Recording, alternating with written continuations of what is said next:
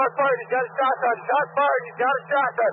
Lone Star 187 is intended for a mature audience. Listener discretion is advised. 2 ambulances, 6 calls, 613 to stage for shots fired. Leaves up in Washington, 724.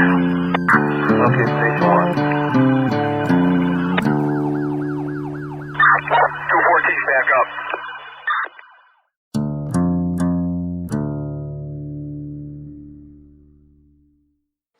Case File 25, David Harris. Welcome back. I'm Britney. And I'm Kerri. And we are Lone Star 187. Okay, sister, where are we going this week? This week we're going down south. Uh-oh. South Texas. All right, Not south of our borders. No, we can't do that. South Texas. All right. We're going to Houston, Texas, in Harris County, which, I don't know if you know this, but it takes up 1/6 of the state's population. More than 3 million people live in Harris County. Wow. I did not know it was that many people. Right. And Houston, Texas, Harris County, is 1,800 square miles. That is the size of the state of Delaware. One city in our state is the size of another state somewhere else. Correct. That's crazy. Yep. We're big. We're big, big, big. So we're going to go back in time to Wednesday, July 24th of 2002. And what is it? It's summer. Oh my God. Of course it is. Why else would we be having this story if it weren't summer? It's about 9 o'clock in the evening. And there are 2 men playing tennis at the Nassau Bay Hilton Inn when they hear a car. Hold on. I'm going to interrupt you. Okay. Did you say that they're playing tennis at a hotel? I did. Many hotels have you ever been to that have tennis courts? They have pools and little tiny gyms, but not tennis courts. What the hell? Is this a country club or a hotel? It's a regular Hilton Inn. Okay, that's crazy. I've never seen that, but I haven't whatever. either. It's Houston, so... And we usually say at Hampton Inn. Yeah. We are not that classy, I guess. We ain't that We classy. ain't that bougie. We get those Hilton honors. That's where we go. HH. Yeah. These 2 guys are playing tennis and they start to hear a car engine and then they hear tires squealing, so it grabs their attention. And as they look out from the tennis courts, they see a silver Mercedes-Benz heading towards a parked Lincoln Navigator. And as it's going towards it, the Mercedes grazes a hotel employee. Okay. Who's walking in the parking lot. So this car almost hits the worker. Okay. Right. They get away unscathed. Shit, They're okay. that's scary. But they're barreling towards this Lincoln Navigator, and as they get there, they just ram into the side of this Lincoln Navigator, and there's a man helping a woman into this SUV. Into the Navigator that was smashed by the Correct. Mercedes. So, but right before the Mercedes plowed into the man, he looked up to see the car coming, and as the Mercedes hit the Navigator, the man flew onto the pavement. Oh, no. So, can you imagine? Projected. Like, he saw that coming, and he couldn't react I wonder if fast he enough. shit his pants. My bad. Can you imagine, like, it's like 102 degrees about 9 o'clock on a July night? And then, not to mention, like, the road rash and everything else. Poor guy. Anyway. So you see a teenage girl screaming, trying to escape the Mercedes. She opens the door from the passenger side, and she is trying to get out. She has her legs out, and she's trying everything she can to get out. Oh, wow, okay. But as she's doing that, the Mercedes revs it in reverse, goes all the way back. And there was like a round, grassy median. So you know how in the front of some hotels where they have like a circle drive? Where you can pull in and so that you can check in without having to unload your shit right away. So on the other side of that was like a U-shaped parking lot that kind of went with that. Well, behind those cars was like a little odd-shaped median. So that's where she was. So the driver of this Mercedes backs up onto the grassy median and then guns it again over the guy. Okay. So this isn't a mistake or having a seizure driving and losing control or maybe a drunk driver. This is, I know what the hell I'm doing. I'm going to back it up and hit this car again. Yep. Okay. And so she hits him. Then she backs up again. And as she backs up, he's kind of under the car. Then she runs over him and then she starts making like aggressive circles around and around the median. Sometimes hitting him, sometimes not. Oh, no. And he's just laying there. So finally she stopped. The Mercedes stopped right in front of the body. And the teenage girl gets out of the Mercedes screaming, my dad, you killed my dad. Oh, shit. So she goes over to the man. And she wasn't the one that was driving. She was the one that was trying to get out. And right. Okay. She's the passenger. So this is his daughter then, yes. obviously. Can you imagine? Being in this car and there's nothing you can do. You're a teenager and there's this person driving and they're killing your dad and there's nothing you can do. Well, so clearly she had no idea what was about to happen. Right. When she got in the car with whomever this is that's driving. Right. So the driver gets out. She's a very attractive, well-dressed, middle-aged woman. And she stood by the car for a minute, acting as if she had no idea what was happening. And then she went over to the man who was just a pile of body at that point, and a widening pool of blood. And she knelt beside him, and he was bleeding from his nose and his mouth, choking on his own blood, very hard for him to breathe. And the woman was saying, oh, David, oh my God, what have I done? While kneeling in his blood, she screamed, are you okay? Please don't leave me. No, bitch, I'm not okay. No, you ran over me with your damn car. My foot is in my ear. I'm not good. Oh my God. I'm not good. This is not a good situation. So clearly she knows him, right? Mm-hmm. And so the woman felt his chest and neck trying to find a pulse. And she couldn't, so she was screaming for help. And then she yelled and said, David, look what you made me do. Oh, well, we don't know what situation. It is a hotel. What about the people that might actually be trying to check in, or think about the people that might be trying to leave the hotel? Can you imagine walking into something like that? We would be... What the hell's going on? Who is she? Like, you get on that side, I'll get on this side. Get your phone. Take pictures, record. So a bystander comes over. Oh, wait. A what? Did you say bystander? No D. I ain't got no D. So it's just a bystander. I got no D either, girl. Bystander comes over and tries to attempt CPR, but his jaw was broken and she was unable to perform mouth to mouth. No, bitch, I'm not okay. My jaw is broken. And he can't tell her that. No. So she attempted to open his mouth another way and stick her fingers in his mouth to see if she could try and swoop blood out, breathe. And teeth were falling out and pieces of teeth. Oh. And then she noticed his right ear was mangled and about to fall off. So she had come from either a pool or somewhere. She had a towel with her. So she put the towel next to his head to try and stop the bleeding as much as she could and soak up some of the blood. But she could feel like there's no way I'm going to save him. So she held his hand and she reassured him help was on the way and to just keep breathing and stay strong. And the teenage girl that was sitting there, she could tell obviously this was her dad. So she wanted to give a reassurance. And she's like, so the bystander asked, the dog, I can't help it. It's bystander to me. I don't know. Okay. So she asked the teenager, do you know who did this? Like, do you know why anybody would want to do this? The girl, her name's Lindsay. She said, my mom. I mean, my stepmom. Oh, okay. But still. And the woman who was standing there was like, oh, it was an accident. Yes. It was an accident. Lindsay's like, no, it wasn't. No, you backed up. You meant to and you kept going. That's not an accident. And the man that was on the ground was David Harris, 44-year-old orthodontist. And the driver of the Mercedes was his wife, Clara Harris, 44, also a dentist. Would you like to know who the woman was that he was helping into the Navigator? Probably his mistress. His figure he's having an affair. Why else would you be at a hotel if your wife isn't with you? Why do you think you go to a hotel? Hotel everybody. Okay. Even the mayor. We digress. So not only was that his mistress, it was also his receptionist. And her name was Gail Bridges. No way. Mm-hmm. He's bopping the receptionist. A little bit more than bopping her. He's giving her a whole oral exam. No, you didn't. I did. So little history. Mildred Harris, who is David's mom, described David's marriage to Clara as a marriage made in heaven, as they always say. Of course. And they got married in 1992. They met at church. They had a lot of the same beliefs.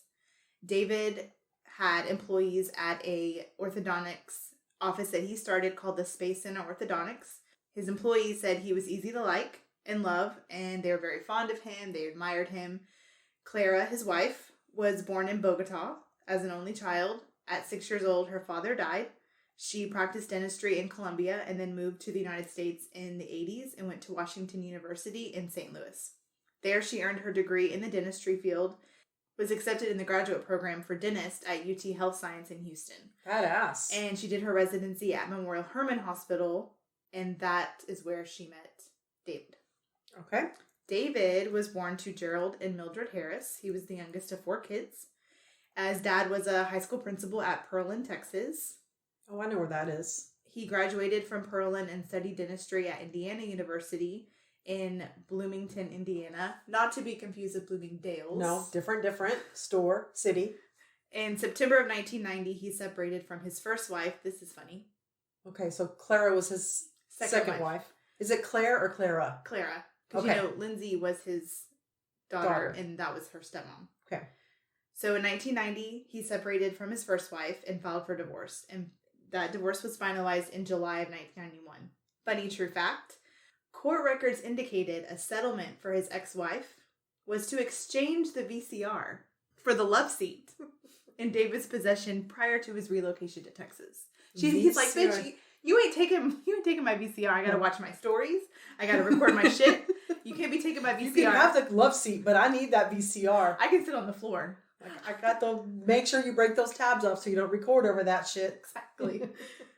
So his ex-wife took custody of their daughter, Lindsay, and David agreed to carry a life insurance policy for no less than $50,000, listing Lindsay as a beneficiary in case something did happen. Okay. He saw her in the summer and Christmas vacations, and he continued school here in Texas, earning his master's at Houston Dental Branch at UT Health Science, which is where him and Clara met. David was raised in a very Christian family and attended Shady Crest Baptist Church in Pearland, and then David and Clara were students and then began working at Castle Dental Center in Houston. They dated a little less than a year before getting married on Valentine's Day of 1992. That shit's already doomed. I mean, I don't really believe in Valentine's Day. I really feel don't like either. it's just a day. I feel like when you love someone, you should show them every day, not just one day of the year. Yeah, I agree. And I don't really think people should tell me when I buy stuff for my loved one and when I don't. And why does this piece of chocolate in the shape of a heart mean more than the Easter Bunny chocolate or the skull in Halloween? I could feel just as loved on Halloween. Oh, yeah. Chocolate. Just give me chocolate. All day. Yeah. Right? So they hosted their wedding reception at, this may sound familiar, Nassau Bay Hilton Inn. What? With tennis courts. With tennis courts. New and improved. In 1993. So he's taking his mistress to the place where he married his wife. No, they didn't get married there. That's where they had their reception. So it was that's a kick to the gut. I think so. I mean, I'm starting to see her anger already. It's one thing if you cheat on me. And it's another if you take the hoe. Take your hoe to her own hotel, where not to ours. Celebrated our love for one another. Yeah. You know? That's pretty shitty.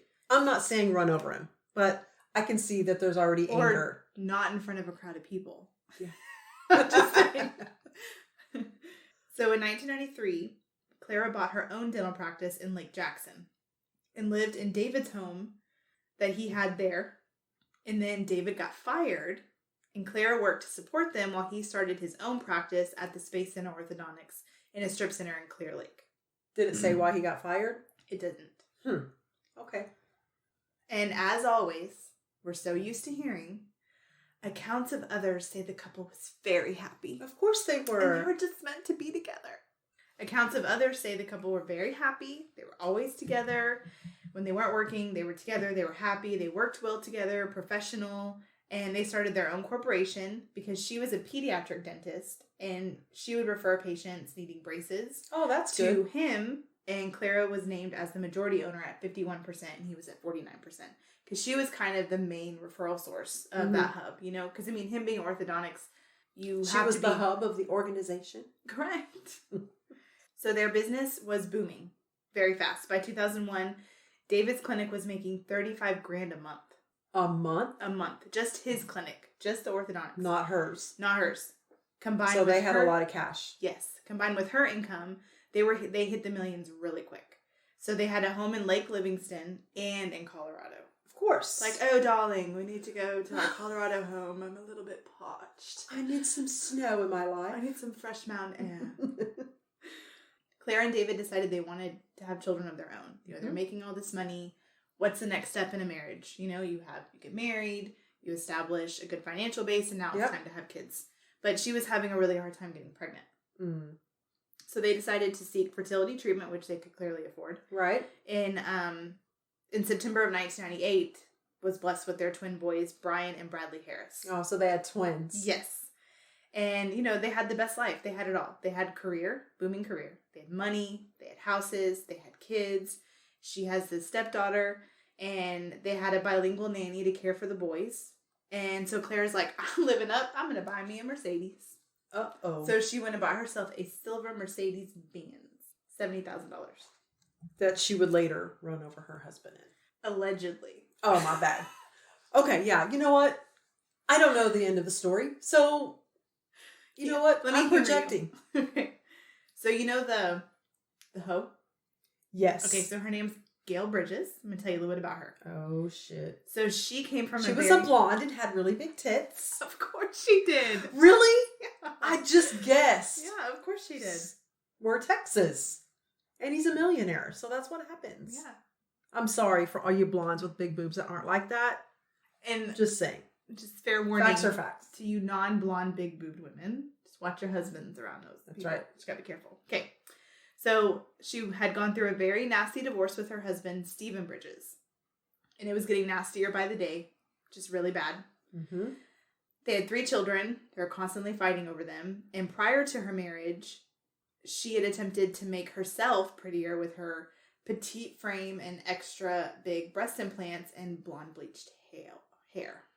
Okay. So initially in the marriage, she was average, but in trying to save her marriage... Or normal, excuse me. Thank you. In trying to fix her marriage or hope that her husband would want her more, she went and got breast implants, started dyeing her hair. But they ended up getting divorced, so that wasn't the problem. No, that wasn't the problem. So maybe it wasn't what she thought he wanted. Maybe it's what she wanted, and she used him as an excuse. Very true. Could be. Who knows? Who knows? So Gail had a best friend named Julie Knight, whom she spent all her extra time with. And even after she had the breast implant surgery, her and Julie would go to their vacation home that they had in Colorado and stay a couple days. Oh, so she and the mistress and her husband also had a place in Colorado? Correct. Oh, is that where they met? No. Okay. No. All right. So she went and stayed. They went and stayed a couple days for her to recover, which kind of sounds a bit weird. Recover from her breastises implants? Mm-hmm. Without the husbands. It was just them 2. They went and stayed. Okay. So in Girls trip, I get it. In 1999, both of the husbands, Julie Knight's husband and Gail Bridges' husband, they start suspecting that there's a lesbian affair. Oh, okay. Okay, then. So maybe the fake tits were for the girlfriend. Maybe the girlfriend paid for it. Maybe. I'm just guessing. I don't know. In January of 99, Julie's husband, Julie Knight, her husband, hires a private investigator. And he confirms that they were having an affair. But here's my question. So Julie's husband hired the private investigator. Okay. Here's my question. So how did he confirm it? Did he actually see? What do you think tipped the husbands off? Like, what do you think happened that they'd be like, you know? There would have to be some flirting or stuff in front of them. Because, like, you know, I hug Stephanie all the time. Mm-hmm. I call her Bae. That's her nickname. Yeah. And I talk about how beautiful she is. And I hug her and I love on her. But what about it That's made a good them question. think, like... Because I go on girls' trips all the time. Yeah. But I like me some men. I mean, all of my BBT girls can vouch for that.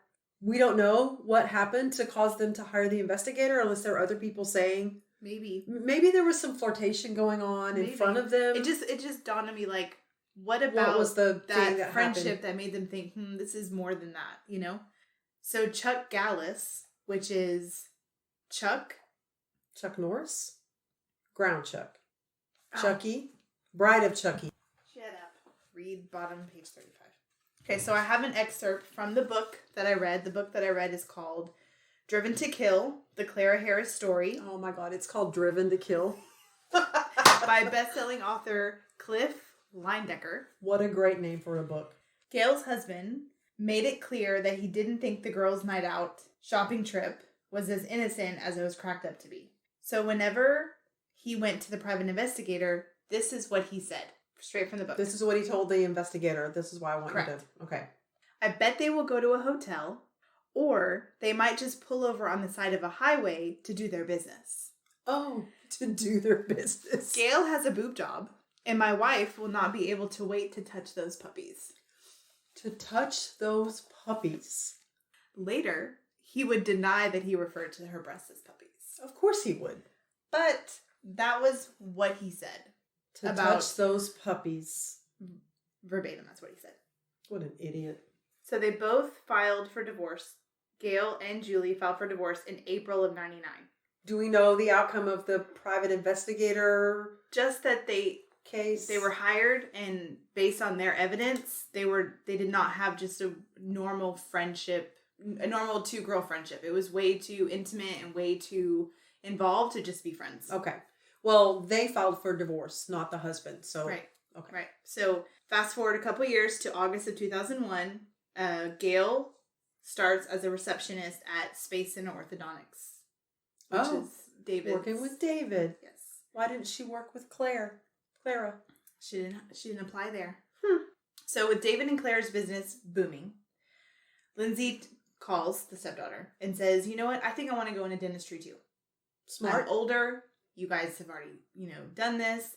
You can give me so much insight, and I can take over. And when you guys want to retire, I can just Family business. Yeah, just walk in and take it over."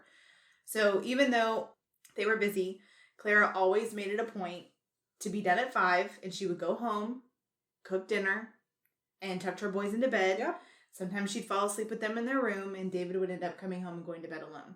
So she didn't feel that because we have this career, I can't forget about my kids. Yeah, I am a mom. I have a nanny, but I need to be the ones to put them to bed. So David started to become very stressed and less himself, very easily angered. So with David getting all the cash together and, making this business bigger, making this move, Clara decides, I'm going to take a month off. I mean, why not? They've got plenty of I'm cash. going to take a month-long hiatus. She has twin boys. I have family in Colombia. He's stressed out. And I'm going to go just see my wants to family. go visit Colombia. There's a family wedding. And there's a dental conference coming up. So I'll just knock them both out, go see my family, come back to work. Sounds good to me. Do it. Go. So David gets very upset about this. So he starts complaining to his friends that she's not attentive to him, or even the boys like she used to be, that she's just kind of checked out. Did she go on this vacation by herself? Yes. Okay. But So they when- have a nanny, so the nanny Correct. can help with the boys. Yes. So once this new receptionist arrives, Gail. Does she show up whenever Claire's in Yes. Colombia? She starts Son working. Bitch! There's one in every story, right? Mm-hmm. So she starts while it just so happened Claire is gone. So after she's there for a couple weeks, I wonder how she hears about this job. maybe it's a job listing. Okay. Maybe. So all of a sudden, people at work are starting to see that there's something going on between David and Gail. Uh-oh. There's a little bit of flirting, and David's acting happier now. There's flirting. He's always at her desk. So Claire comes back from her month-long hiatus, and, she's not in the office all the time, right? 'Cause she's got her own business. Mhm. She checks in now and then, but she does call David, and he starts ignoring her calls. And he tells the staff, when she calls, just tell her I'm busy. Or he'd leave her on hold, and then she'd hang up. I'm like, rude. Uh-uh. How rude. That is your wife. If you're not happy with her, then be like, girl, bye.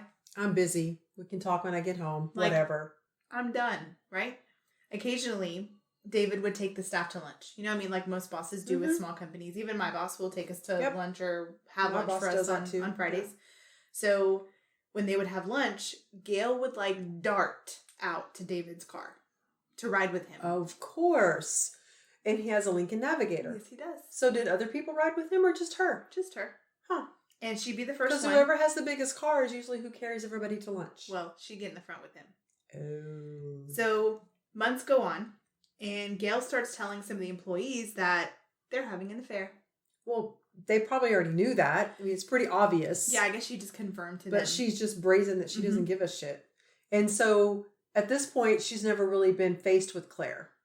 Besides the phone calls. Right, and I'm sure she probably Because she probably takes the phone calls herself as she's the receptionist. Yeah, I'm sure. And I'm sure she may come in every now and then or maybe drop off lunch or something, but Clara must not be there enough to make Gail feel bad for her actions. That's what I'm saying. I think Clara, is it Claire or Clara?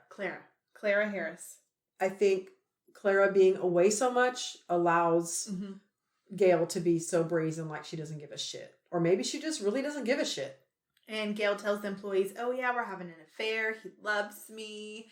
He takes me to the mall. We check into hotels because I'm a hoe. Ho. Reach up in the sky for the hoe zone layer. Gail starts telling, the employees about the affair. Previously, there was a receptionist that worked there that the other employees were concerned that maybe David was having an affair with. But so this is a pattern. This is a pattern. But Gail said, oh yeah, he had thought about having an affair with her, but it didn't actually go that far because Clara was pregnant. And he said he couldn't cheat on his pregnant wife. But now that she's had 2 kids, not so bad. So he's a cheater with morals. He's got a little bit of class. He's got a little bit of a conscience. My wife's pregnant, I can't cheat. But if she's not pregnant, I can cheat. Clear game. 9 months out of every couple years. But how do you know he's not freaking lying? He could have had an affair with that other receptionist. She's not there to tell her side of the story. So it sounds like bullshit to me. And Gail said, I don't feel like a hoe or a slut because we have first class food and dining. Oh, because that is what he doesn't take me to drive-thrus. They don't eat at McDonald's. He takes me to 5-star restaurants and 5-star hotels. So this is a classy affair. So, okay, I guess. I mean, if you want to rank your affairs, you're a hoe. Yeah, you are having sex with someone else's husband. Yep. He's not going to leave his wife for you.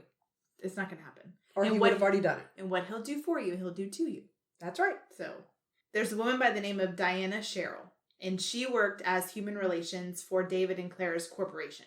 Okay. So she would visit both clinics and, make sure paperwork was done, all the new staff, all of that. So she decides one day she's going to go check on the Space Center location. And when she walks in, David and Gail are extremely close together at Gail's desk. And she's like, I don't like this. No, I know your wife. I don't like this at all. Yeah. So she goes and she starts researching Gail's, right? And Gail's been there for 6-7 months at this point. She starts looking back at her work history. Has she been written up? She's calling sick a lot. What is her rap sheet? Mm-hmm. So she starts going through and she realizes that when she started, she was making about $1,800 a month. Okay. As a receptionist. And in the short time she's been there, she's now making $3,800 bi-weekly. So she's taking home. You're fucking kidding me. $5,600. What is that? 56? No. 36. 18 and 18 is that's $7,600 a month that she's taking home as a receptionist. Even $1,800 a month is really good for a receptionist, right? Maybe a little bit below average, I think. Okay, for a dental office, but $7,600. How do you go from? Was everybody else making money like that? No. So who pays? Who does he write the checks? Does he do the? Oh, okay. Because if they had an accounting team, at some point, they would be like, what's going on? So at this point, the fair's kind of out in the open, right? I mean, Gail has no shame. Other employees would get so sick of seeing them flirt that there were cameras in the front where the receptionist sat. And the dental hygienist sometimes would come to the front, do their charting or whatever. And there were cameras and they would check on patients, if they were on nitrous oxide or if they were waiting for, a setting to be done with. They would just watch them. They would turn the cameras off. Because they just couldn't. I think I would be disgusted. So disgusted. And they know Clara, right? And they know David, and they know the boys, and he didn't have a lot of staff turnover, so these people had been with him for a long time. Yes. So a couple employees were like, "It makes me physically ill." Yeah. Because they're just I bet they were disgusting. mean to her too, because she's. I'd be so mean to her. It's 50-50. He's just as guilty, but salt in her coffee and stuff. So Lindsay started working there. Because now we're into the summer of 2002. So Gail has been there for almost a year and into the school year. So Lindsay starts working and she's like, oh, there's a whole bunch of bad shit going on in here. So her dad wasn't even trying to hide it even from her. No, at that point, I'm sure he doesn't know how to hide it because it's been so normal for him. This is true. A year is a long time. Yeah. And at that point, it's just your life now. Right. So on July 4th of 2002. So Clara's not suspicious at all? I mean, what She is doesn't know. what is our home like? So he goes home and everything's fine? I mean, I guess, but if she's worried about her boys, you know, she works all Yeah. day and... But she I just comes know as a home and- woman, when your husband comes home, you know if something's not right. Oh, absolutely. You know, Absolutely. But maybe she just, I don't know, maybe she Yeah. wrapped up in her career. I don't know. So July 4th of 2002, David, Clara, and Lindsay and the boys decide to go to the Caribbean, go on a trip. Okay. So they go on a trip, but nothing changed when they got back. Everything And was so still how the did same. Gail handle that her man went off with his wife on a trip? Girl, she's a hoe. I So bet. she probably went crazy. She was probably there, just at a different resort. Or she went and got herself another man while he was gone. Yeah. To She's a take her backup out man. 5-star She's got classy. a classy man and a non-classy man. She's got a She had a high McDonald's. class and roach class. While they were gone, the employees decided, you know what? When he comes back, we're going to tell him, look, either you end this shit or we're all quitting. Intervention Because time. We cannot continue this anymore. No, I wouldn't be able to. I would probably quit. Yeah. So when he got back, the employees all confronted him and said, look, either you stop seeing her Or we're out. or you fire her. We can't keep doing this. So Diana Cheryl, because the employees contacted her, So she was the HR person that Correct. worked for the corporation. she calls Clara. And And she's like, I hate to tell you about your bad luck, but some bad shit's going on. we got Something's a wrong. bimbo in I- the system. I didn't really want to believe it, but why don't you meet up with me? I want to tell you in person. So they meet up, they get their hair done, and Clara gets home that night about 10 o'clock. And she sits down with David and she's like, look, Talk to me, Goose. do you love me? And he's like, Uh-uh. let me just think for a second. What an asshole. And so she's like, oh Bye. my God, Get the hell out. my marriage is over, right? Like, he doesn't love me. So they go to bed. So he doesn't say yes or no. He just He paused, and she was like, well, if he's pausing, then so she walks away. that's a no. I'll take that as a no. They go to bed separately. You And sleep then your ass on the couch. The next morning, David went and woke up Clara and said, you know, you're right. I was having an affair. But I just kissed her on the hand. Are you? I don't know why you're getting so upset. That's not an affair. I mean, That's a mistake. That's a mistake. But the thing is that if you I kissed her on just the hand, kissed her on the hand and for then- a year. that's a big old hand. Did you start at the tip Is of that the a fingernail code? and work your Is that way a code up? for something Is else? that code for something? It's a hand now? Yeah, right? Hopefully I don't have fingers. That's weird. Oh my god. So Surely she didn't buy that bullshit. So she asked him again, do you love me? And he said, I don't know. I Kick don't his know. ass right in the nuts. So she was upset, as Of of course. course. So she's crying and she left the room. But what I don't like is then she goes and gets his daughter, Lindsay. Mm-mm. So she brings the daughter in and she's like, your dad's having an affair with the receptionist. Well, Lindsay already knew. Right. And she said, yeah, I already know. I kind of already know. My bad. Did I not So- tell you? Clara goes to find her husband and she slaps him across the face. Don't blame her. And Lindsay followed behind and totally had Claire's back. She's like, Dad, you know This what? is bad. What you're doing is wrong. You two have to work it out. You have sons. You have a business. And David How old said, is Lindsay? 16. Okay. And David said Clara shows him no attention. All she cares about is herself and her job and those boys, and shows him nothing. And I'm like, you know what? You guys Sound need to like a understand self-centered something. bastard. Yeah, like when you two decided to bring a child into the world, you chose to put that child before you and her. Well, that's the way it's supposed to be. And if that's not okay with you, then you either shouldn't have had children or you should be divorced and put them before you whenever you have them, and then put yourself before them when you don't have them. Clara called her clinic and she said, you know what? Cancel all my appointments for the next 2 weeks. Give it to my on-call doctor. She got in her car. She took her stepdaughter with her. And they went to David's clinic. Oh, shit. So- What's the date? This is, I don't have a date. It's after they get back from the trip Okay. on July 4th. Are they on their way to the hotel with the tennis court? They're on their way to the clinic. Okay. So Clara pulls in, slams the door so hard that the clock fell off the wall. And she told Gail, you clean out your desk, You're fired. come in the office with me. They hear her, she fires her, she tells her, you got to go, clean out your shit, get the hell out. So Clara starts to blame herself. She's like, that's what we do. That is what we do. It doesn't. I wasn't pretty enough, or I wasn't this, or I wasn't that. Or I didn't have the best boobs, or I didn't have the best butt, or I had my thighs are too big, or my double chin, or I don't have enough Botox, whatever the case is. So she starts blaming herself, and she's let her appearance kind of be neglected, which, I mean, you're a full-time mom, you work, you have 2 kids, and then you also have this stepdaughter that wants to pursue a career in what you're doing. I mean, that's a lot, and I can understand having a hard time, but that's when the husband should speak up and say, hey, we're neglecting ourselves. Let's you and I do something together. So what if she puts on some weight or whatever let herself go means? If he doesn't like it, then he can go somewhere else. I mean, get your shit and physically go. Don't stay with me and then kiss her hand. Get your shit and go, and then you can do whatever you want, and I don't care. It's such a lame bullshit. Oh, men! Damn it! So when she gets home, David's like, okay. Actually, I love you men, so. We love the men's. Why can't I quit them? She goes home and she's like, listen, I need to know what happened. And he's like, honey, I'm really infatuated with her prominent breasts. Oh my God. So perfect. Those puppies. He just couldn't wait to get his hands on those puppies. So prominent. Oh my God. Well, and so he's just obsessed with her tits. Basically. It doesn't matter. She's just a walking pair of boobs to him. Basically. So she's like, okay, no problem. I'm going to go call a plastic surgeon. And I'll just get breast implants and I'll start working out. I'll lose weight. And I'll give up my dental practice and I'll just give you all my attention. And I'm like, what the fuck? So men, listen good. No. Do you see what y'all do to us?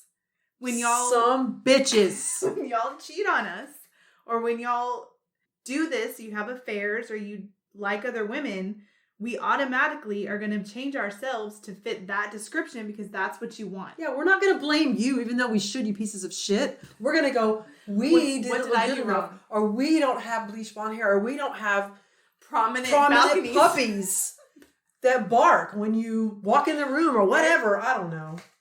So calm down. Right? So she starts looking up, finding a plastic surgeon. She's going to join a gym. She's going to get a nutritionist. And they're going to work on their marriage. So they're going to figure out what went wrong. So David... He agrees that they're going to work on it? Or she? They agree. Okay, they agree. So David said, you know what, Clara? You're overweight. You're bossy. You talk too much. You're controlling. And you're addicted to your career. I'm like, motherfucker. He has a business too. I birthed 2 of your children at the same time. And I work a full-time job. Please tell me. I wonder how much he helps with the twin boys. I mean, they have to still have a nanny. I wonder if he reads them stories or changes their shitty diaper or helped her potty train them or... The worst hasn't even happened yet. Oh my God. So they're sitting across from each other, right? This is coming from the book, the Driven to Kill. Driven to Kill. By Mercedes. Cliff Linedecker, okay? They start talking about the attributes and negatives of his wife and his mistress. And Claire's like, Did they make a pros and cons list? Yes. You're fucking kidding me. No. I'm done with this damn story. I'm out. I'm leaving. No, you can't. I'm leave. done. This is some bullshit. You can't leave. Actually, I can't leave. You're right. You can't leave. Oh my God. Sit your ass down. Pros and cons. No. The worst part is Claire's like, oh, you have good points. Hold on, let me get a napkin. So she starts writing them down, okay? So General Clara, right? This is the list of... General Clara is what the list said? One side is General Clara, which is, his wife. And these are the things that he says, okay? I would kick his ass so I would stab him in the neck with the fucking pin that I was writing with. Yes. I'd be like, I'm going to write this down right in your neck, right? Mm-hmm. Podcast number 2. You're loud. You do smile more now that you have kids. But you're going to have big boobs in a few days. But you're fat. You have pretty feet and hands, and you have pretty eyes. But you're a large person, you're too big. You have good values, but not fantastic values. He's having an affair. And you spend too much money. Okay? Now let's look at Gail's, okay? General Gail. She's a cheater. She's a hoe. She's a hoe. Her hair, I gotta stop. She's a good conversationalist. And I'm thinking, are you telling me she can form sentences? Y'all talk? That would be really hard for her. I'm sure her mouth's pretty occupied. To me, baby. That doesn't count. She smiles a lot. She's got big boobs. She's not fat. She has a perfect body. Feet and hands are not very pretty, But she's got nice hair.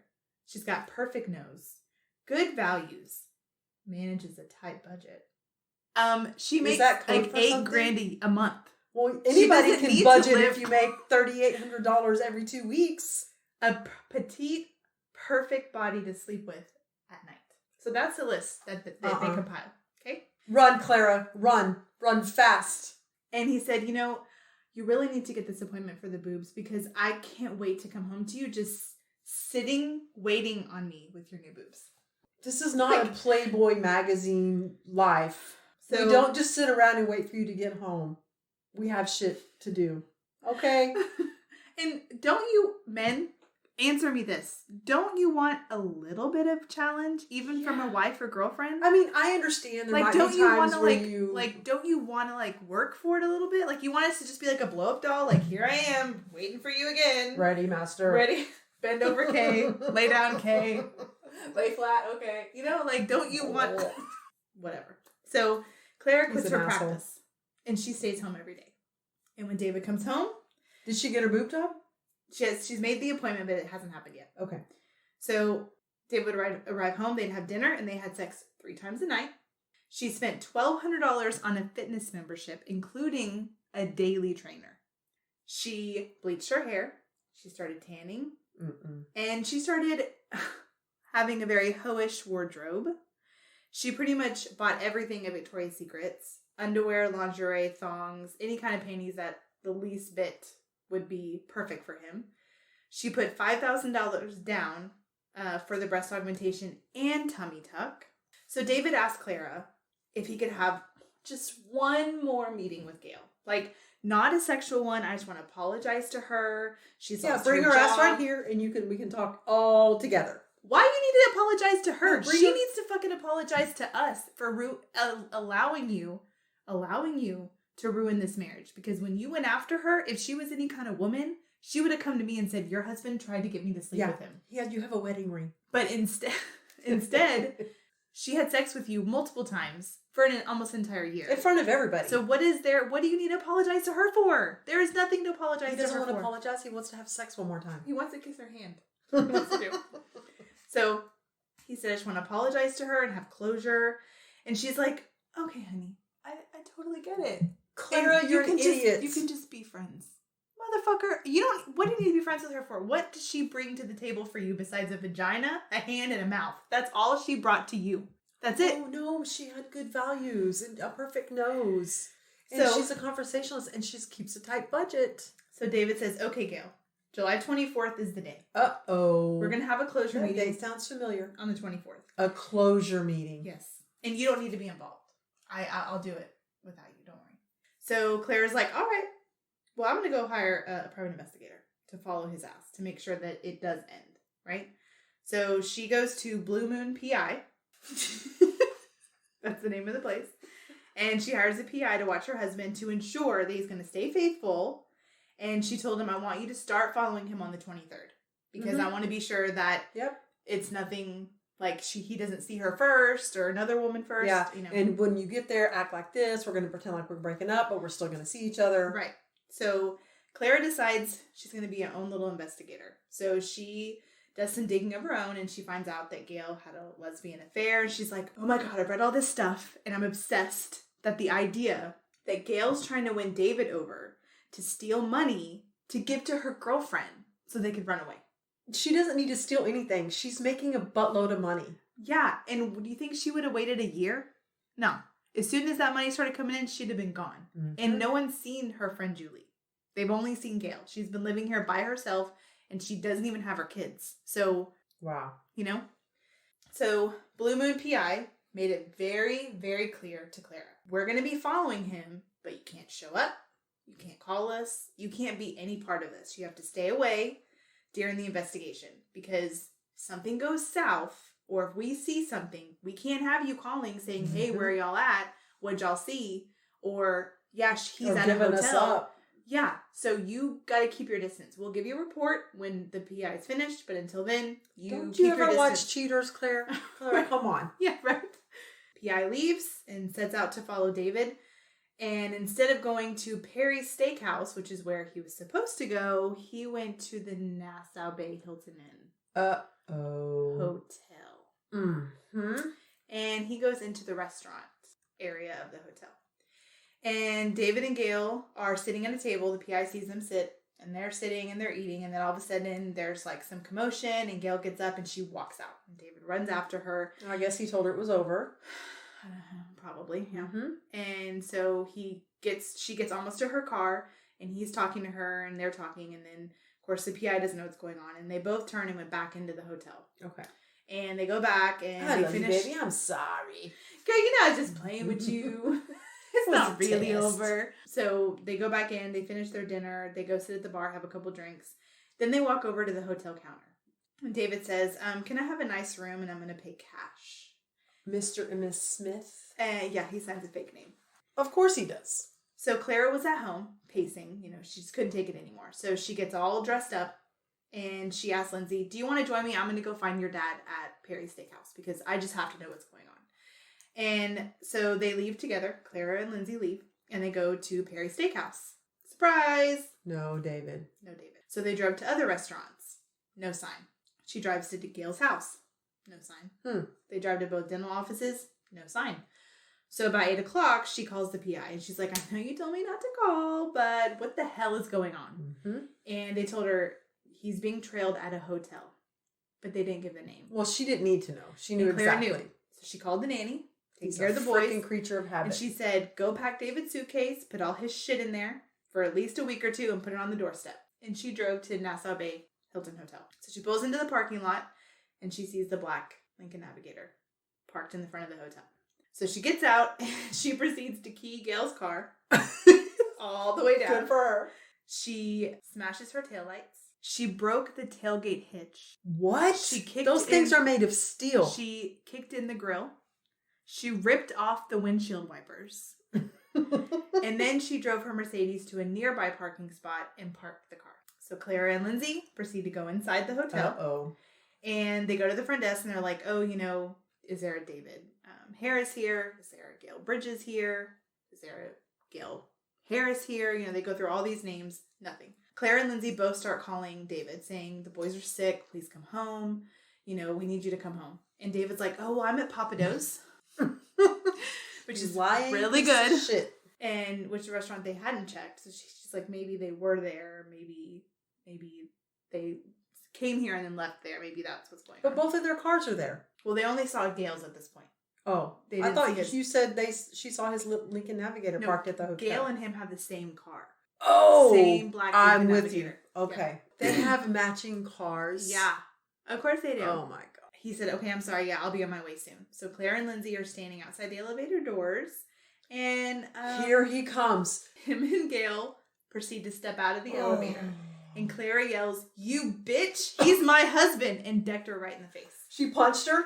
That's that So- Colombian anger I was looking for. Gail falls, and Clara just wails oh on my her. God, my tits. So then, no, please not the boobs. Don't hit the puppies. It's all I Save the puppies. have. It costs a fortune.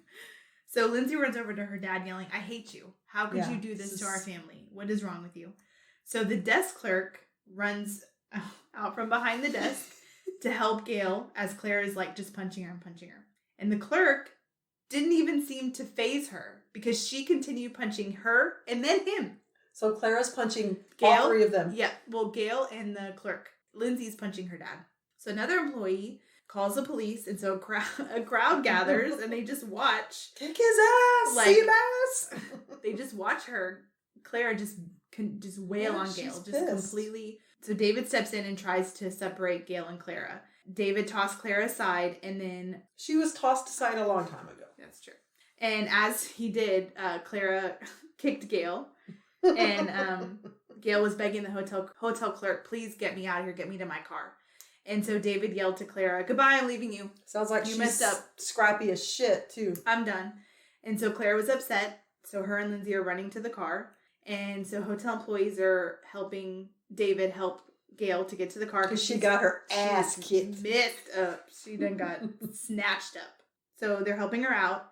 And as David is helping Gail in the SUV, That's when the beginning scene happens, where she gets in the... she So just it was runs just a fit of rage. absolute Passionate rage. I mean, rage. can you imagine being in your car, right? And like, you've changed your body. You're going to do plastic surgery to please this man.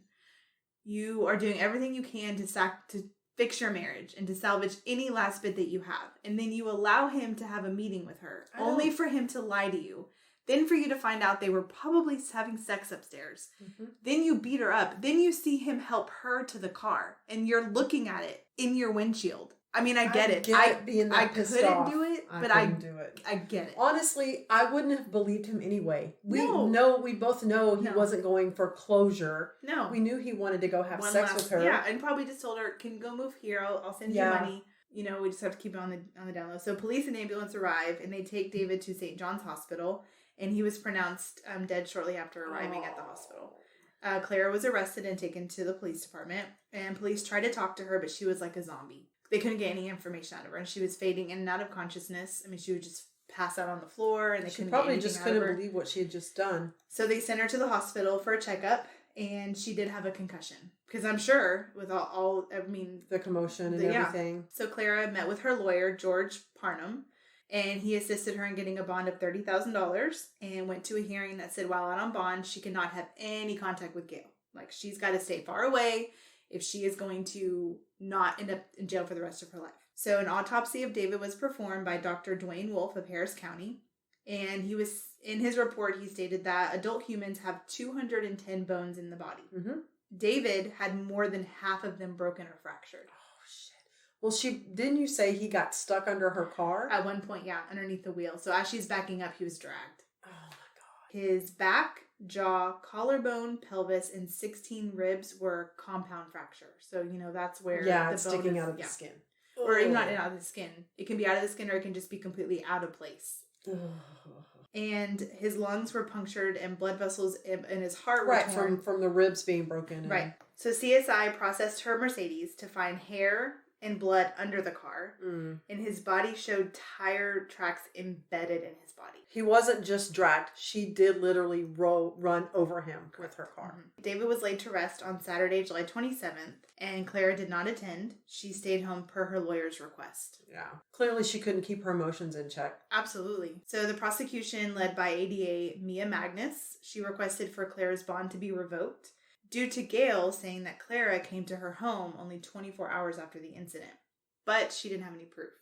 So Clara's lawyer, Mr. Parnham, met with ADA Monday morning and stated there is absolutely no way that she could have been at Gail's because she was with me Friday evening. Now, maybe he was lying to protect her. I could see that she probably would go over there. Mm-hmm. So Lindsay's mother filed a motion to have the estate that was left to Lindsay frozen, because she did not want David's money to pay for Clara to defend herself for killing him. And I agree with that. I don't think it should be either. I give her mad props because I don't even Clara know has her own money from her own practice. Absolutely. So use your own money. Don't use my daughter's money to defend your actions. Against her dad. Against killing. Yeah. Exactly. No. So I think that's a good idea. And then also requesting a restraining order because Clara put her daughter in that situation. She asked her, will you go with me? And then she proceeded to do this. She could have been like, I'm about to make a bad mistake, Lindsay. You stay in this hotel. Yeah. I'm about to go. There is no way that Clara didn't know that she could potentially be going into this situation. Mm-hmm. So that was a really bad move on her part to take her stepdaughter with her. Her 16-year-old stepdaughter. Right. So that was a bad parenting move right there. Agreed. Regardless of whether or not she had premeditated plans to kill him, going in that situation, you never know.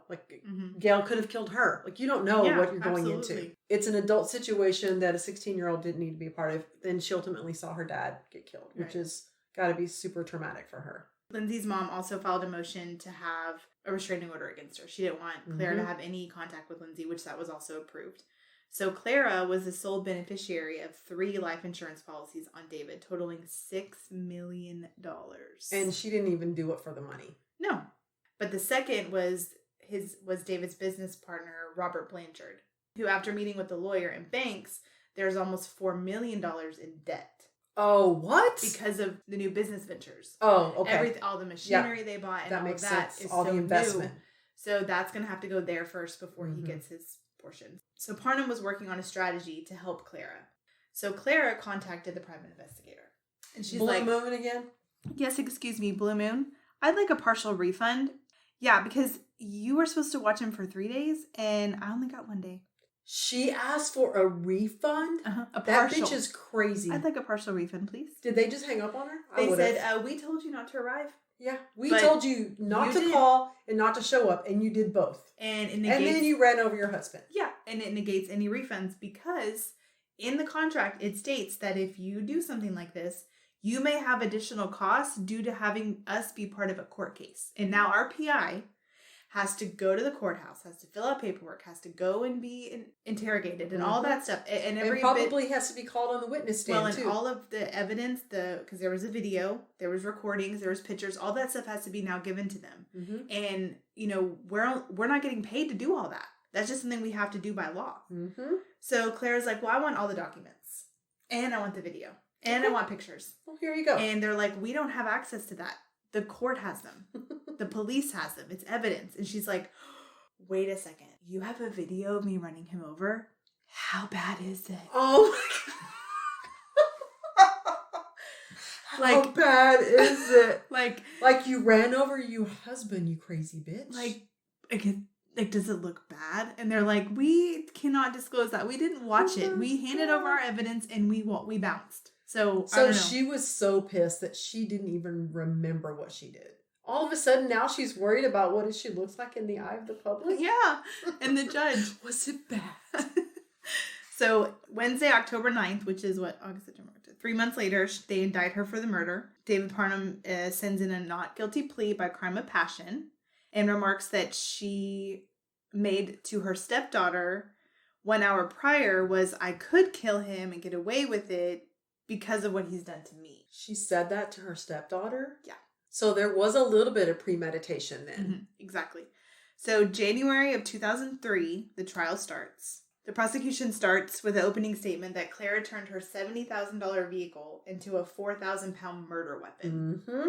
And evidence That's a good opening line. will show she intentionally and knowingly hit him and didn't stop. And she Back did it that again shit up. and again. Back that just shit like up. Juvenile said, back it up. Back, girl, you looks good once you back that Benz up. She did it again and again. And the defense shows her as this hurt wife that snapped when seeing them come off the elevator and how she begged for forgiveness, sitting next to his dying body. One of the witnesses, Evangelist Smeros, he worked at the hotel as a food and beverage director, and he heard David yell as he was ran over, and that he heard her burn rubber and run him over 4 or 5 times. But more witnesses from the hotel came up stating very similar, but not very credible, but they all basically said 3 to 5 times, but not. Well, but it's on specific. video. Is it not? A little bit of it. It's not, I mean, they're sitting in a car. So they have this, they don't have a down level to see They're him. looking, they just see the car driving in circles. Is and it going back online? and forth. Can you I see the think video? So, yes. Okay. Paul Garrett Clark. I'm going to look at it after this. Paul Garrett Clark was the clerk that recounted his side where he saw everything happen. And then as he was walking them out, he said he said David flew 25 to 30 feet and that Clara was cackling with every hit. I'm like, what? She is really crazy. Yeah. Like her emotions are not in check. She Right. can't control them whatsoever. Think about it. If he's standing outside the front of the hotel and she hits him. No, he's walking. So, okay, audience. I thought you said the navigator was parked in the front of the hotel. It's in the front of the hotel, right? Like you're checking in. So Like, are you by no, the door? Like you know how there's the drive-through, right? Yeah. And then just right on the other side of that, there's a parking lot. And Okay. it's like a strip of like 6 parking Yes. spots. Okay. Yeah. That faces the hotel. That faces, and it's covered. That is where this navigator was parked. Okay. So they're leaving the hotel and they're walking towards the navigator. So she's parked and she sees them. Okay. So she takes off, and as he's helping her in the car, she comes up behind him and nails him. So it did. So he she did hits- fly 25 feet. That's what they're saying. And so Robert Williams, who came to David's side with his wife to help her trying to do CPR, said Clara yelled at him, now you see what I can do? And the defense explained to Robert the statement's powerful as he's sure he heard this because this is the first time anyone's heard it. So his initial testimony didn't even have that in there. So now they're like, are you even credible Yeah. at this point? And his wife, who's the one that tried to do CPR and get the teeth out of his mouth, she said he had labored breathing, and his breathing was very wet and very, Raspy. crackly. And she described how she held his hand and how she talked to Lindsay. And Lindsay said, my stepmom did this. Mr. Williams asked to go back up and explain why he hadn't mentioned what she supposedly said before. Mm-hmm. And he said when he was interviewed by ADA Magnus, she didn't say she was the ADA. She just said she was an investigator. So they pulled the report, and clearly it says ADA Magnus. Of course. Usually they're really good about they have to, and it doesn't matter who you're talking to. You should tell the truth. Exactly. And he had been drinking that night and admitted that it was all very foggy, so his statement was thrown out. So Friday night, they showed the videotape made by the PI. And it was grainy and it didn't show much. And I think I did watch it. This is in the 90s, so it's and not it's like it's because it's quality. the same level of a car, you can just see her car moving, but you don't see him. Oh, okay. Because it's blocked by other they're stuff. like in the back of the parking lot watching her, and she's like way up in the front. So it's you see her car and you can hear it, but you don't see it. You don't really want to see that anyway. And ADA Magnus was showing the video, and it was like all grainy. She's like, that's where he's flying. And they're like, how do you know that? Yeah, it's a grainy 90s videotape. And she's like, oh, and that just moved, that's his leg. And they're like, I don't think so. So she was pulling at straws, really trying. Mm-hmm. So as they're playing the video, like, Clara loses it. She is like, oh my God, I cannot believe that that's me. And she's like rocking and she's crying and she's sobbing. And so the judge is like, we're going to do a recess. You need to get your client to calm down. So the weekend goes by. They finish. So Monday, they go back. They start again and they show photos of his injuries, the pools of blood on the concrete, how the car was.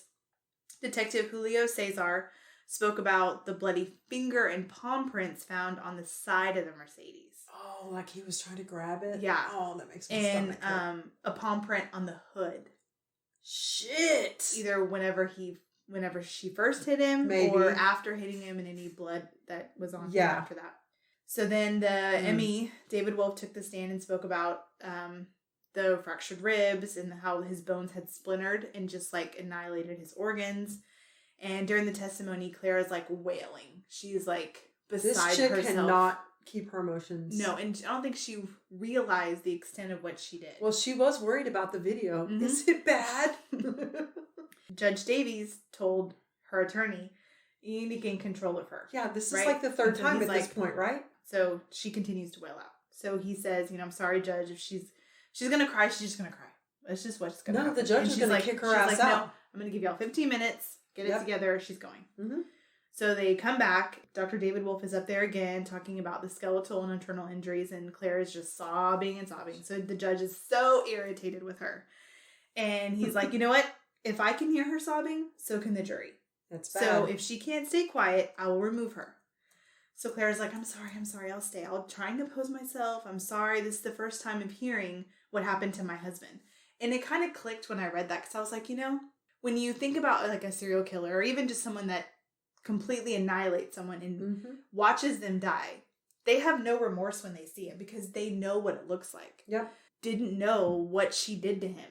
But she walked over and saw him. She did not. I guess physically, it's still different. Like, she didn't physically make those injuries. She used a vehicle to do the injuries, but not know. Like, if you stab someone, you feel it going in them. She knew it was going to kill him. She hit him with her car, but what I'm several times. What I'm saying is, like, if you punch someone, or you stab someone, or you shoot someone, you watch the injury happen, and you're like, oh, I just shot them in the stomach, and there's a hole in their stomach. All his injuries were internal. So she hit him and he's on the ground. Right, but that other lady said his ear was about to fall off, his jaw was broken, his teeth were going everywhere, there was blood everywhere. Maybe because she, like most killers know, like, oh yeah, I already saw that. But for her, it wasn't that way. It was really hard for her. And maybe she blacked out in that moment. I think she was just so pissed off that maybe she just didn't register, like you said. Mm-hmm. So Dr. Wolf goes back to testimony showing how by his findings, it looks like he was only actually ran over twice. And the injuries were consistent with vehicular damage. But due to the four wheels and him trying to move away and the twisting and turning of his body is what made it look like he was run over more. So ADA Magnus was like, I think he was dragged here with the video again. Oh, he's dragged here and he's hit more times here. And he's like, if it's in my report, That was my finding. I can't make your situation fit my findings. Oh, snap. Like, is this the salty person? Yeah, he's definitely the salty one. Because he's like, these are my findings. I'm the Emmy. And it's not consistent for me. Because if he had been run over 4 to 5 times, he would have been way more He mangled. probably wouldn't have survived long enough. He even said that where his injuries were on the collarbone, that if he got hit another time, he could have lost his head. So there's not, he just didn't feel like it was possible that he was hit that many times or dragged that many times. And he considers a full rollover all 4 tires going over once and all 4 tires going over twice. So if you want to think per wheel, I mean, you got ran over 8 times. So she ran over with the front 2 wheels of her car. Well, all four tires twice. So over once and then over again is how much he feels. But in that process, he's twisting and he's turning, then those injuries are consistent. So then Lindsay takes the stand and she goes through her testimony and she tells them what happened and how she said that Clara told her, I can kill him and get away with it for what he's done to me. But Lindsay's like, she's just talking crazy. She's not going to do it. And she said as soon as they got in the car after the confrontation, Clara said, I'm going to hit him with my car. She had gone into that rage at that point. Well, she was already enraged whenever she saw them and started beating the living shit out of Gail, which I really appreciate. Yeah. So she said, my dad was so scared and he tried to get away and there's nothing I could do. And she said, I knew she was killing my dad and there's nothing I could do. And she said, once the car finally stopped, Clara said, I'm so sorry. Are you okay? It was an accident. And Lindsay, there's no accident when you back up and do it again. She said, I became so angry and it wasn't an accident. She knew exactly what she did and she wasn't sorry. So Clara starts wailing again. Oh, shit. She's about to, that judge is about to kick her ass. So Judge Davies is like, send the jury out. Send them all out. So the judge looks at Clara and gives her an ultimatum. And she said, either you sit there and stay calm or you leave. Do you understand? This is the last time I'm going to tell you. She's like, yes, I understand. The jury returned. And the next witness was an accident specialist. And he stated that his name was Steve Irwin. Not Steve Irwin. It was. The crocodile hunter. He's dead. Well, not this time. It was in the 90s. Oh, that's true. So he said when I tried to recreate everything based on the video and the damage I saw on the car, I think the car was going 15 to 20 miles an hour when it clipped the rear of the SUV as before it impacted David Harris. She slammed into the car in the process of hitting the cars when she hit David. David's body was hurled from the hood when the Mercedes bumped over a curb surrounding a grassy median. The body landed 64 feet from the point of impact. And he said human bodies do not bounce. You cannot give it the speed of a car. Oh, it absorbs the impact of the car and uses that. Yeah. He said he had an array of exhibits and videos to recreate it and showed that there's no way she hit him more than once or twice between being thrown and then backing up again. And then she was doing circles, but his body couldn't have been in that spot that she was doing circles. No, because he flew when she hit him. So ADA Magnus is like, is it possible when you're saying she was circling that like his arm could have fallen and been run over? And he's like, I guess, but his arm would have been way more mangled. She's like, is it possible that he could have rolled underneath the car? And they're like, look, like again, there are 1,000 possibilities. No one has video of exactly what happened, but based on the injuries and based on the evidence of the car, this is what I think happened. Everything is speculation based on evidence. Next were some witnesses. No, the evidence is going to tell you what happened. Right. So it's not speculation. Not speculation. The evidence will tell you the story. Right. So if the evidence doesn't line up with her version of what she thinks happened, then that's just too fucking bad. So next they had some employees come up from the dental office, talk about Gail, how much they hated her. Mm-hmm. And ADA Magnus kept saying that, did you guys side with Clara or did you side with Gail? And they're like, what does it matter? Our side was the patient side. Yeah. We weren't there. It was a business. Yeah, we weren't there to be on the side. It wasn't a reality show. Yeah. So then Gail took the stand. Oh, I'm surprised the judge even let her get up there. She recounted how she met David and that she didn't try and hide the affair because David had an open marriage. That's what he told her. I'm pretty sure Clara didn't think that. But, well, you know what? Maybe that's why she was so brazen about what she thought, how she was open and said we're having an affair. And Gail had filed a lawsuit against Clara for severance pay and overtime and PTO, which was in the works because Gail said she was told by David that she wasn't actually fired and he was still giving her checks, even though she didn't work there. She was still getting paid? Yes. Of course she was. Why would I even be surprised by that? So the defense attorney asked about the cat fight, and Gail said, I got my ass kicked. I lost. She said, knowing now what I know, I understand why she did it. Like, I totally get that. I didn't realize it wasn't an open marriage. I didn't realize that. That's why I was so upset when he was ending it, because I thought, maybe, okay. There's some, that lines up. That's what he told her in the hotel when she started crying, is that they don't. But then she still went to the room with him, so whatever. Right. So then Clara takes the stand, and she, recounts everything, and then she starts making fun of Gail. She's like, and then I fired her, and she did this, and she did that, and so then the jury starts laughing. So they get onto the jury. They're like, y'all, you have to squash that. Funny, but it's already been heard. Like, what do you think? Sounds like they like her.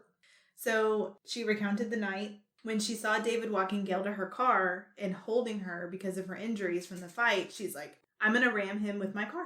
And she said, as I got closer, I closed my eyes. And after the loud thud, which she thought was the car door, she opened them and she didn't see David. All she saw was the car. Because if he's under the car. So she said, I backed up and I went forward again to hit the SUV again. So she thought she was just hitting the car. I think I believe that, which is why she was so shocked when she saw the pictures. And so then David's parents took the stand and they went over, how David and Clara met and they all were a of that. perfect couple. And they had closing. June and Ward Cleaver. So they have, they do closing arguments, and Magnus ends, the ADA Magnus ends with, David's affair was immoral and wrong, but the solution for his wife was to get divorced. She should do like every woman in Harris County and take his ass to the cleaners. Get his house, get his car, get his kids, make him wish he was dead, but you don't get to kill him. I agree with that. 100%. And I was like, I totally agree with that. You got to hit him where it hurts, not kill him. So a jury of 9 women and 3 men. That was not good for her at all. I bet you the people that were laughing were the women. Probably. They had to choose between 4 possibilities. 1 was murder in the first degree, felony, 5 to 99 years, and up to $10,000 fine, life sentence with parole in 30 years.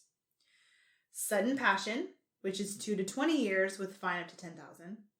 Manslaughter, second degree felony, 2 to 20 years, fine up to $10,000, or criminally negligent homicide, 180 days to 2 years, and fine up to $10,000.